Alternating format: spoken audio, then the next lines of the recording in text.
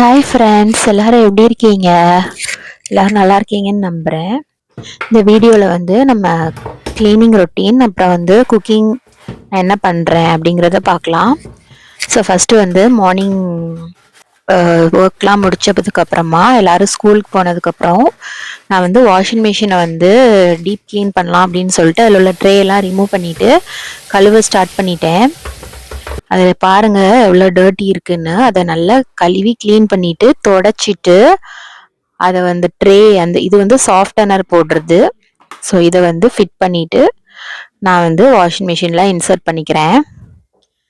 So இந்த மாதிரி நம்ம மந்த்லி ஒன்ஸ் பண்ணும்போது நம்மளோட வாஷிங் மிஷினில் வந்து பேட் ஆர்டர் எதுவுமே இல்லாமல் இருக்கும். இப்போ நான் வந்து லிக்விட் வந்து ஊற்றிக்கிறேன், சாஃப்டனரும் ஊற்றிட்டு க்ளோத்ஸ் எல்லாத்தையும் எடுத்து நான் வாஷிங் மிஷினில் வந்து அரேஞ்ச் பண்ணிக்கிறேன்.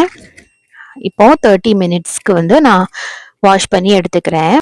அப்புறம் கிச்சனை வந்து க்ளீன் பண்ணலான்னு சொல்லிட்டு பாத்திரத்தை எல்லாத்தையும் எடுத்து அதோட ரேக்கில் வந்து வச்சிட்டு இருந்தேன். ஸோ ஸ்பூன்ஸ்லாம் எடுத்து வச்சுட்டேன்.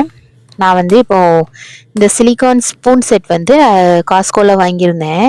இதுக்கு முன்னாடி நான் வச்சுருந்தது வந்து டெமோவில் ஆர்டர் பண்ணி வாங்கினது. அது வந்து 6 மந்த்ஸ் ஆனதுனால நம்ம வந்து நம்மளோட இந்தியன் மசாலாஸ்லாம் யூஸ் பண்ணி ரொம்ப அந்த ஆயிலெலாம் ஒட்டி ஒரு மாதிரி ஆயிடுச்சு. ஸோ அதை வந்து நான் டீக்ளிட்டர் பண்ணிவிட்டு இந்த நியூ செட்டை வந்து நான் வாங்கியிருக்கேன். ஸோ இதில் வந்து நம்ம பாஸ்தா பண்ணுறதுக்கு, தோசை சுடுறதுக்கு, கேக் ஸ்பேச்சுலா, அப்புறமா குழம்பு கோர்றது, இப்போ நீங்கள் பார்க்குறது வந்து ரைஸ் குக் பண்ணுறது, இது பாஸ்தாவை குக் பண்ணுறது, அந்த மாதிரி வந்து எல்லாமே வந்து கொடுத்துருக்காங்க. ஒவ்வொரு பர்பஸுக்கு தகுந்த மாதிரி நம்மளுக்கு கொடுத்துருக்காங்க. ஸோ இது வந்து தோசை சுட்டுக்கலாம் அந்த கரண்டியில். ஃபைனலாக பார்க்குறது வந்து ஸ்பேச்சுலா. ஸோ அது வந்து என்னென்ன பர்பஸ் அப்படிங்கிறத வந்து அந்த பாக்ஸ்லேயே கொடுத்துருக்காங்க. அப்புறம் பார்த்திங்கன்னா நம்ம எந்த ஒரு புதுசாக ஒரு திங்ஸ் வாங்கினாலுமே அதை க்ளீன் பண்ணாமல் யூஸ் பண்ணக்கூடாது. ஸோ நான் எல்லாத்தையும் எடுத்து க்ளீன் பண்ணிக்கிறேன். ஸோ க்ளீன் பண்ணிவிட்டு நான் வந்து இதெல்லாம் வந்து ஆர்கனைஸ் பண்ணுறதுக்கு நான் ஒரு ஆர்கனைசர் வந்து முன்னாடியே ஐக்கியாவில் வாங்கினது வச்சுருக்கேன். ஸோ அந்த இதில் வந்து இந்த ஸ்பூன்ஸை வந்து நான் வைக்கலான்னு டிசைட் பண்ணியிருக்கேன். இப்போ கழுவுனதெல்லாம் வந்து தொடச்சிப்போம். நல்லா தொடச்சிட்டு வந்து நான் அந்த ஆர்கனைசரில் வந்து வச்சுக்க போகிறேன். நெக்ஸ்ட்டு வந்து ஒவ்வொரு திங்ஸு அந்தந்த இடத்துல வச்சுக்கிறேன். ஆயிலோட ட்ரேயில் வச்சுக்கிறேன். அப்புறமா வந்து வெசல்ஸ் எல்லாத்தையும் வந்து நான் ஆர்கனைஸ் பண்ணிக்கிறேன்.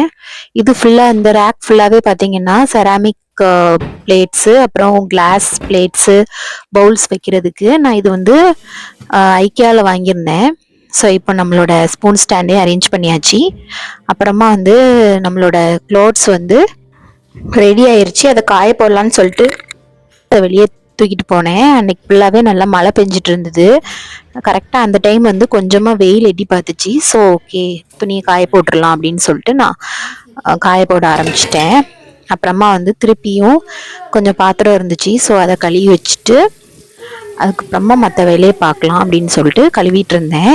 இப்போ இது வந்து நம்ம லிக்விட்லாம் வைக்கிற ட்ரே. இது வந்து நான் கேமார்ட்டில் வாங்கியிருந்தேன். ஸோ இது ரொம்ப யூஸ்ஃபுல்லாக இருக்குது.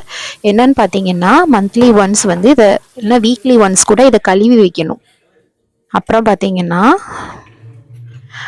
ஆஃப்டர்நூனுக்கு வந்து லஞ்சுக்கு வந்து நான் எக் பிரெட் பண்ணலாம் அப்படின்னு சொல்லிட்டு 2 முட்டையை உடச்சி ஊற்றிட்டு அதில் சுகர் சேர்த்துக்கிறேன். 2 டீஸ்பூன் சுகர் சேர்த்துட்டு அதில் வந்து வெனிலா எக்ஸ்ட்ராக்ட் வந்து 1 டீஸ்பூன் சேர்க்கணும்.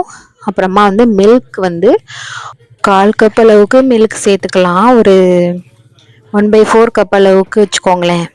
மில்க் சேர்த்துட்டு நல்லா அதை வந்து விஸ்க் பண்ணிக்கணும்.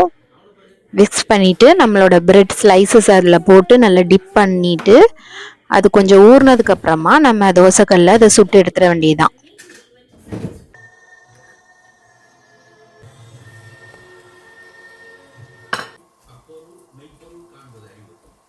இப்போ அதை 4 ஸ்லைஸாக கட் பண்ணி இதுக்கு மேலே வந்து நான் கொஞ்சம் சுகர் சிரப்பு வந்து ஆட் பண்ணிக்கிறேன் ஸ்வீட்னஸ்க்காக.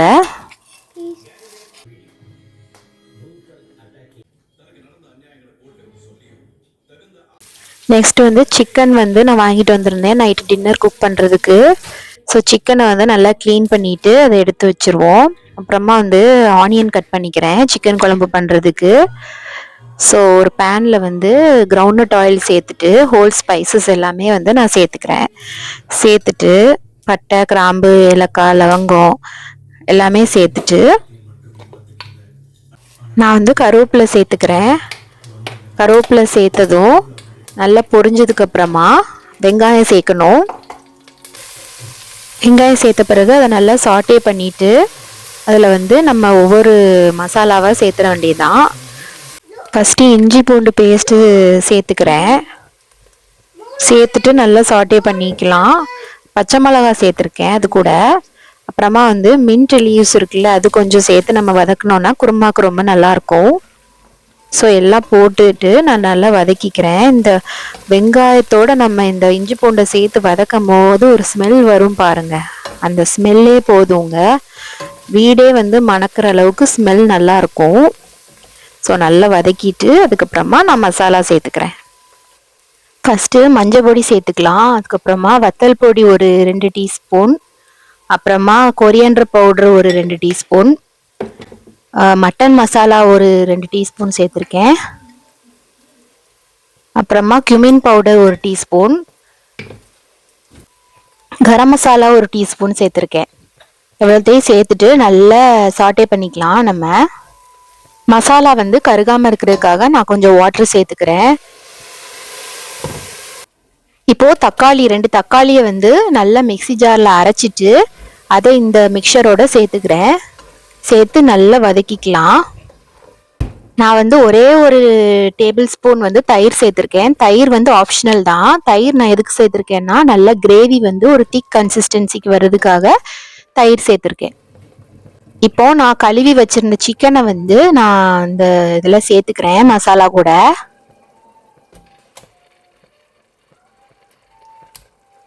சிக்கனை சேர்த்துட்டு நம்ம நல்லா வதக்கி விட்டுக்கணும். இப்படி வதக்குறதுனால என்ன ஆகும்னா அந்த மசாலா வந்து சிக்கனோட கலந்து மிக்ஸ் ஆகி நல்ல ஒரு ஃப்ளேவர் கொடுக்கும். இந்த டைம்ல வந்து நம்ம சால்ட்லாம் வந்து செக் பண்ணிக்கணும். சால்ட் கம்மியாக இருந்ததுன்னா நம்ம கொஞ்சம் சால்ட் கூட ஆட் பண்ணிக்கலாம்.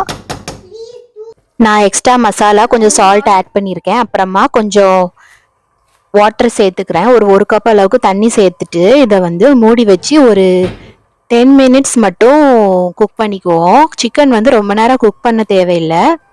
ஸோ இது குக் ஆகிட்டு இருக்கட்டும். சைடில் வந்து நான் தேங்காய் அரைச்சிக்கிறேன். தேங்காய், அப்புறம் பீனட், கேஷ்யூ, கொஞ்சமாக சோம்பு இவ்வளவும் சேர்த்து நல்லா மையாக அரைச்சி எடுத்துக்கிறேன். நல்லா ஸ்மூத் பேஸ்ட்டாக அரைச்சிக்கிறேன்.